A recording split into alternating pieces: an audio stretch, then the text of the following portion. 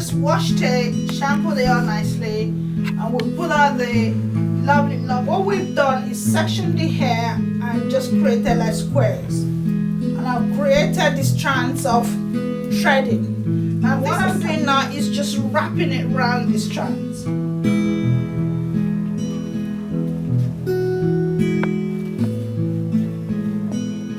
So once I've got the scalp all ready, I just use to stretch out the afro hair. You can also use 2-strand twists or the regular single plaits with it. So now that I've finished with all the hair, again I'm just looking for a simple way to work with this. So I've got a few strings in my hand and I'll put them all together and I'm going to wrap them all together. Now if I was to leave her to take this around, I would have cut off all the bits at the ends